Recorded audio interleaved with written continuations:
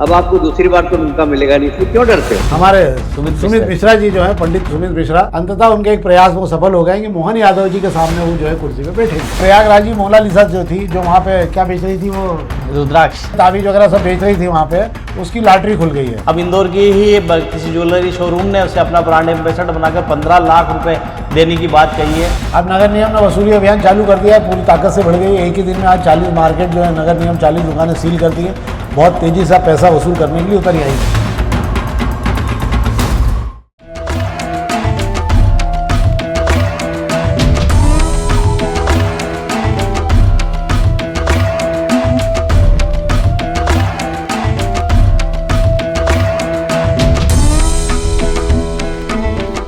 नमस्कार, शाम के अखबारों की चर्चा चाय के साथ। आज सोमवार है और खबरें भी अच्छी अच्छी हैं जो आप तक पहुंचना चाहिए। राजनीति का मामला वहीं का वहीं अटका पड़ा हुआ है और पंडित सुमित मिश्रा जो हैं उनका चौगड़िया और पंचांग देख लिया उन्होंने और उसके बाद में वो जगह बना रहे हैं। दादा दयालु उनके साथ लगे हुए हैं और बड़े ही तौर तरीके से उन्होंने जो है व्यासपीठ पर बैठने की तैयारी कर ली है, तो उस पर हम बाद में बात करेंगे। पर हम शेखर जी शुरू करें, खबरों को उठाएं। तो हम सबसे पहले आज दोपहर की खबरों का आपका ध्यान चाहूँगा मैं, और दोपहर के पहले पेज की खबरों विशेष रूप से मैं आपको जानकारी देना चाहूँगा कि ये खबरें आपको अपग्रेड करने के लिए भी जीवन में काम आती है बहुत बार।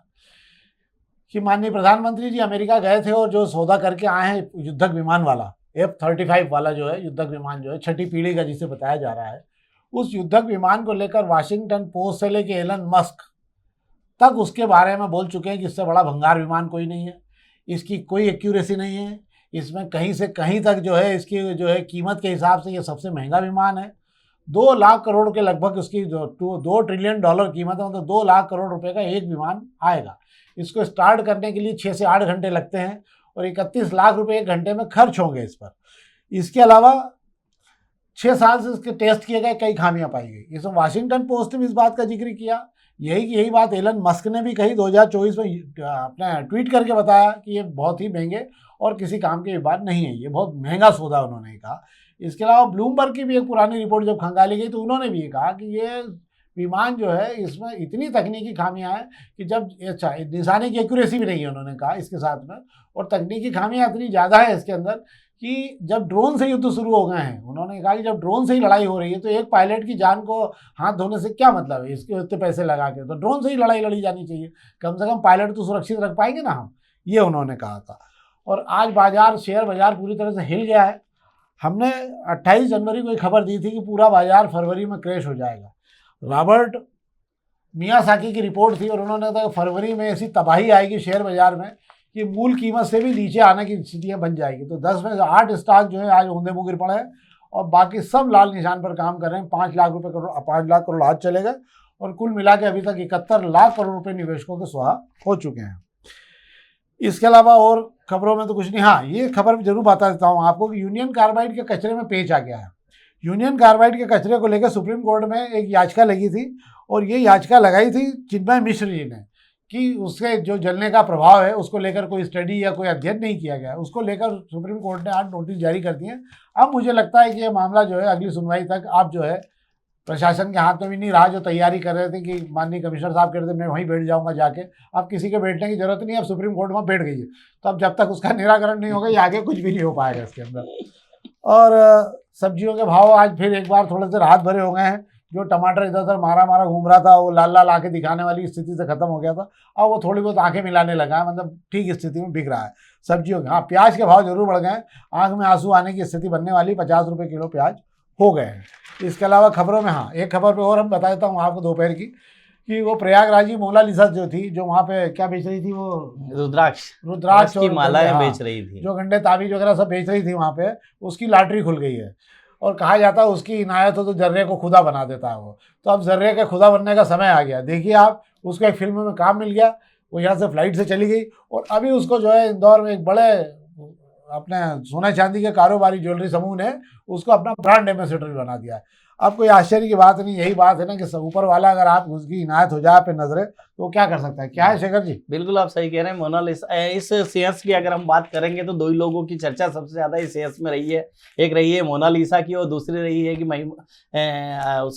जो किन्नर अखाड़ा की वो बनी है अपनी ममता कुलकर्णी की बनी है, दोनों बातें। तो मोनालिसा को इतनी सोशल मीडिया के जरिए इतनी पब्लिसिटी मिली है, इतना नाम हुआ है कि उसको ठेठ महेश्वर से फिल्म डायरेक्टर ले गए हैं मुंबई की ओर। अब इंदौर की ही किसी ज्वेलरी शोरूम ने उसे अपना ब्रांड एम्बेसडर बनाकर 15 लाख रुपए देने की बात कही है। मुझे लगता है मोनालिसा इससे अच्छा, अगर ऊपर खुदा अगर मेहरबान होता है तो इससे अच्छे आपको कहीं नहीं ले जा सकता। इसीलिए कहा जाता है कि खुदा पे भरोसा करो, बाकी सब पे भरोसा करने की जरूरत नहीं, आप आपका काम करते रहो। कभी उसने भी नहीं सोचा था कि वो प्रयागराज में ये रुद्राक्ष बेचने जाएगी और उसको ऐसा मौका अवसर मिलेगा। आप आपका काम करते रहिए, ईश्वर आपका ध्यान खुद रखता है। ये तो थी दोपहर की खबर। हम अग्निमाण खबरों की बात कर लेते हैं। अग्निमाण खबरों में ये खबर पे जरूर हम बात कर सकते हैं, बाकी तो निगम कर्मचारियों की भर्ती की जाए, महापौर सब मिलकर आज महापौर सम्मेलन है उसमें आवाज़ उठेगी। पर इस खबर पर बात करते हैं शेखर जी, अच्छी खबर है ये कि इंदौर की तर्ज पर अब पूरे प्रदेश में होगा जन भागीदारी का विकास। इसमें एक बात जरूर है, पूरे प्रदेश भर में जन भागीदारी का जो अभियान शुरू हुआ था वो कैलाशवर के महापौर जब थे इंदौर के तो उनके कार्यकाल में शुरू हुआ था। बहुत सारे लोगों ने इसका विरोध किया था, पर जन भागीदारी से उन्होंने अपने आप के समय में रिकॉर्ड काम किए थे और वही एक मॉडल बन गया है। अब सबको जन भागीदारी दिखने लगी कि 50% लोगों से सहयोग लिया जाए और 50% जो है नगर निगम अपनी तरफ से लगाए। क्या है शेखर जी? बिल्कुल आप सही कह रहे हैं। जन भागीदारी से का मतलब ही यही होता है कि आप आपकी जरूरत के लिए रहवासी क्या चाहते हैं, क्या निर्माण नगर निगम से चाहते हैं या कोई भी एजेंसी से चाहते हैं, उसके लिए आधा पैसा वह दे, आधा पैसा एजेंसी खर्च करे। ये जन भागीदारी से इंदौर में पहले भी सड़कें बनी हुई है, सीवरेज लाइनें डली हुई है, पर हम पिछले कुछ समय से देख रहे हैं जन भागीदारी को धीरे धीरे बंद कर दिया गया था। पर सरकार अब जन भागीदारी मॉडल को ला रही है, उस पर एक योजना ला रही है और उसी पर ये पूरे प्रदेश में लागू करने की बात कह रही है। इसलिए ये बात फिर उठकर निकल कर आई हैगी। हाँ, इससे एक फायदा और भी होता है कि एक तो जो भी काम होते हैं उस क्षेत्र में, क्योंकि जन भागीदारी थी तो वो काम भी ईमानदारी से इसलिए करवाते हैं कि लोगों का ध्यान भी रहता है और लोग समझते हैं कि हमारा पैसा लगा है भैया, काम अच्छे से होना चाहिए। काम भी अच्छा होता है और उसकी देखरेख भी, जो जिनकी जेब से पैसा लगता है वो अपने घर के बाहर अगर उसने पैसा दिया है सड़क बनाने के लिए तो उसकी वो देखरेख भी करता है और उसको किसी भी तरीके से नुकसान नहीं पहुंचाता है। सही बात है, ये होना भी चाहिए। अब नगर निगम ने वसूली अभियान चालू कर दिया है, पूरी ताकत से बढ़ गई। एक ही दिन में आज 40 मार्केट जो है नगर निगम 40 दुकानें सील कर दी हैं। बहुत तेजी से पैसा वसूल करने के लिए उतर आई। क्या है बड़ा खबर अच्छी है।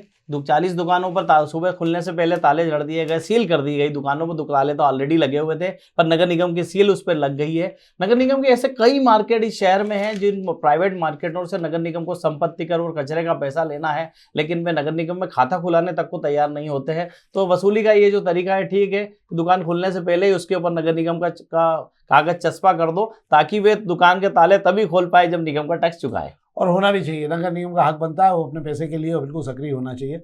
और आज से शराब की दुकानों का नवीकरण चालू हो गया। इस बार नीतियों में बड़े परिवर्तन हो गए। कुछ नई कलालियाँ आपको खुलती दिखेगी आपके क्षेत्र में, एक के साथ एक फ्री मिल रही है इसलिए सब उसमें लग जाएंगे। और ये बियर के साथ में एक और चीज़ हो गई है कि जो अभी यार धार्मिक स्थलों पे वो कर दिया ना, 13 धर्म स्थलों पर जो है इस बार दुकानें नहीं दी जा रही है। इस वजह से उसकी खाना पूर्ति, उसकी कमी को, उसकी जो पैसों की जो कमी हो रही है उसकी पूर्ति करने के लिए बाकी जिलों में बढ़ा दी गई है। और उस पर एक और काम कर दिया उन्होंने कि वहाँ पे आपको जो है थोड़ी सी बाहर आके आपको अल्कोहल, कम अल्कोहल वाली दारू जो है वहाँ मिला करेगी आपको। तो मतलब ये है कि थोड़ी थोड़ी मत पियो, ज़्यादा पीना पड़ेगी आपको, बाकी मिलेगी, आप चिंता नहीं करें। जो लोग इस काम के लिए परेशान हो रहे हैं उनको कोई वो नहीं है। अब हम प्रभात किरण की खबरों की बात कर लेते हैं। एक तो आज पूरी दिल्ली से लेके हिल गया पूरा तिब्बत तक, और तिब्बत में करीब करीब 50-55 लोग मर गए हैं। सबसे बड़ा नुकसान तिब्बत में हुआ है। और सिक्किम से लेके पूरा दिल्ली थर्राया है, मथुरा तक थर्राया है, पर 4 रिएक्टर का भूकंप आया है। इंदौर भी भूकंप की जद में है। इंदौर भूकंप की जद में इसलिए कि 3.5 रिएक्टर तक का भूकंप इंदौर में आ चुका है। जब लातूर में भूकंप आया था उस समय इंदौर में भूकंप का केंद्र जो है 3.5 के लगभग था। इसका मतलब जब भी भूकंप इंदौर में भी आएगा तो अब रिएक्टर पैमाने पर 4 या 5 के लगभग आना चाहिए। तो ये तो थी आपको भूकंप की जानकारी दे रहा हूँ मैं। अब ये दे रहा हूँ, हाँ ये खबर अच्छी है। एक तो सिरपुर कैचमेंट एरिया को लेकर जो है हम बहुत दिनों से इस काम में लगे हैं, तालाबों को लेकर हमने अभियान भी शुरू किया था इसका लेके। और राजकुमार अग्निहोत्री की रिपोर्ट है प्रभात किरण में, और अच्छी खबर लिखी। उन्होंने लिखा कि सिरपुर का कैचमेंट एरिया खाली हो कराया जाएगा और 500 कब्जे हटेंगे। ये सिरपुर के दिन फिर रहे हैं यार, वो चलावली चांदा के दिन फिरेंगे कि नहीं फिरेंगे, क्या है यार? इस खबर के साथ में तलावली चांदा का भी जिक्र किया गया हैगा, जिस तालाब को छोटा कर दिया गया है। सिरपुर तालाब पर जो कोर्ट के आदेश पर जो अवैध निर्माण हो रहे हैं उनको हटाने की, कैचमेंट एरिया में कार्रवाई शुरू हो गई है, 500 पे कब्जे हटाने की बात कही जा रही है। और बड़ी बात तो ये है कि वहाँ पे ये तो हो गया कैचमेंट एरिया, लेकिन जो तालाब का ही हिस्सा है जिसकी जगह पर कब्जे हो गए उसको हटाने के लिए भी करना पड़ेगा। इसमें एसटीपी प्लांट का भी जिक्र किया गया है जो नगर निगम वहाँ बना रहा है, क्योंकि ये एसटीपी प्लांट वहाँ के पानी को साफ करने के लिए बनाया जा रहा है, इसलिए मुझे नहीं लगता कि उसको नहीं, वो तो जरूरी है। वो होना भी चाहिए, क्योंकि तालाब के लिए वो तालाब के हित में है। जो तालाब के हित में उसकी कोई दिक्कत नहीं है, तालाब के अहित में जो निर्माण है वो टूटने चाहिए। एक खबर में और हम बात कर लेते हैं कि आज सवेरे महापौरों का सम्मेलन हो रहा है, प्रदेश भर क्या है, प्रदेश भर के महापौर इस सम्मेलन में पहुंचे। और सवेरे सवेरे आज जो है हमारे इंदौर के महापौर पुष्यमित्र भार्गव जी जो है पचकुइया नाले पे पहुंच गए थे, साफ सफाई हो चुकी है, नाला सूख गया, बढ़िया हो गया, वहाँ कार्यक्रम हो रहा है। और वहाँ पर उन्होंने सवेरे 6 बजे योग का आयोजन रख लिया था। 6 बजे इतनी सवेरे क्या उठेंगे महापौर लोग जो आए हुए हैं, ऐसे थके मांदे रहते हैं, तो वो सब सोते रहे। क्या है मामला शेखर जी? बिल्कुल आप सही कह रहे हैं कि मध्य प्रदेश में 16 महापौर हैं। हमारे महापौर पुष्यमित्र भार्गव जी को मिलाकर तो 15 महापौर मेहमान बनकर इंदौर आना था, उसमें से मुरैना और सतना के महापौर नहीं आए, बाकी 13 महापौर आज इंदौर आए हैं। बिलियन कन्वेंशन सेंटर में महापौर आपस में चर्चा कर रहे हैं किस तरीके से नगर निगम में काम किया जा सके, क्या सुविधाएं मांगी जा सके। इसको लेकर पुष्यमित्र भार्गव जी ने आज सुबह योग मित्र का कार्यक्रम रख लिया था पंचकुइया नाले पर, यह बताने के लिए ये वही नाला है जहाँ गंदगी बहा करती थी, वहाँ हमने साफ सुथरा कर दिया है। पिछले दिनों कमिश्नर और अफसरों की टीम ने वहाँ क्रिकेट का मैच भी खेला था, पर दिक्कत ये हुई कि वो कार्यक्रम, आज का योग का कार्यक्रम जो महापौर जी का योग मित्र सुबह 7 बजे का रख लिया गया था, और बाहर से जितने भी महापौर आए थे वो होटल में आराम फरमा रहे थे।